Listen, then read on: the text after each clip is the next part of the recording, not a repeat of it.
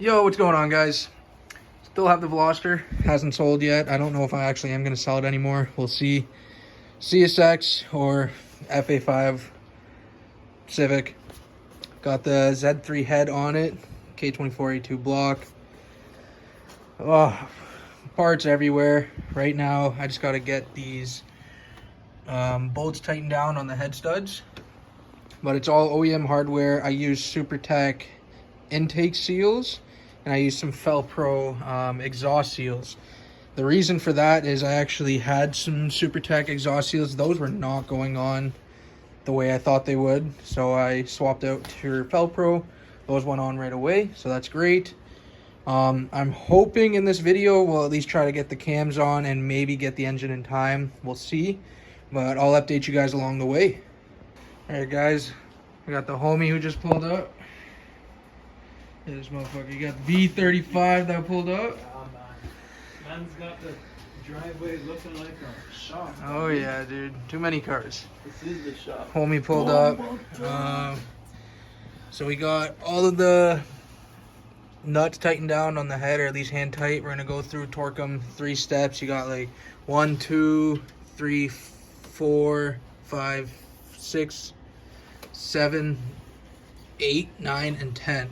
So you're doing in that exact sequence. Hopefully it goes well. We're gonna go through 3 steps. You got first step of like 30 foot-pounds, or at least that's what ARP recommends. So you get 30 foot-pounds, 60 foot-pounds, and then 80 foot-pounds, and then that's that. So let's see how that goes. All right, guys.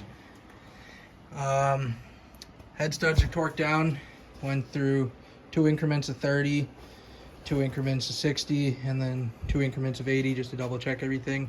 So you have, the way it goes is basically in a sequence of 1, 2, 3, 4, 5, 6, 7, 8 in the top corner there, 9 right down here, and then 10 up top here.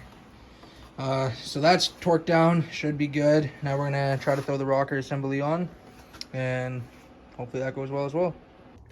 Yo, welcome back. I'm gonna try to carry off where I left off in the beginning of this video. Really not possible. Where we left off, I was basically just throwing on the rocker assembly on the head. As you can see, that's already on. We went ahead and painted the valve cover white. Definitely not the best job, but it works. Bolting everything back up. That's going well. I have one hose that I need to figure out where it goes. This one right here, right off of the coolant housing here. Yeah, it's a bit of a mess. I gotta clean all the wiring up there. But we did get a Skunk 2 Alpha rad, so that's pretty cool. It's pretty big, nice and clean compared to the old one. And then we also got, as you can probably tell from the green, got a hybrid racing intake. We'll throw that in today. And yeah, good one thing for you guys to know, if you didn't already know, the battery on the relocation tray is actually going to face this way. The terminals are going to be facing towards the front of the car, as when it's facing like this, you're just going to be smacking the fucking positive terminal. So that's good enough. Alrighty, so I got the battery swapped around there. One thing I am noticing is that the negative terminal won't reach the actual terminal itself. So I am realizing I'm going to have to move this grounding point here. There should be a little slot right there. Should be able to pop into there and see if that makes a difference. Hopefully it does. All right, guys, a little update. That's the update right there. I snapped my fucking terminal. Now, thankfully, I do have an extra terminal piece that I might end up wiring in. Car still has power with it like that, so we'll see if it shakes off. I just put on the coupler piece, I guess, where the MAP sensor goes into. I'm about to throw on this big ass pipe right here. Should go in like that, stick down towards down there. Yeah, let's see how that goes, and then yeah, hopefully we get the filter on, maybe. All right, so we're back again next day. I ended up using a little hose clamp on the battery. Got it secured. Negative terminal is on. Battery tie down is on. We're gonna go ahead and throw the ECU back in. That's in one of these drawers, right there. Gonna throw the ECU back in. I still gotta tidy up a little bit of these wires. Actually, I say a little bit, but all of them.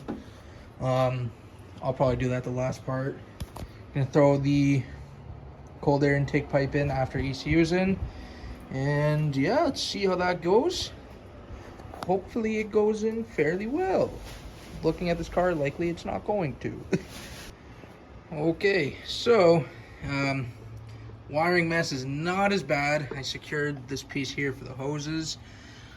Bolt up here, one back there. Got the cam sensors in, coolant sensor back there. It's good. Intake pipe is in.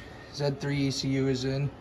One tip for the for the hybrid racing intake is I've noticed that with this pipe, you're gonna want to have it angled towards the front a little bit more, because if you don't, your filter is gonna smack up on your fender liner.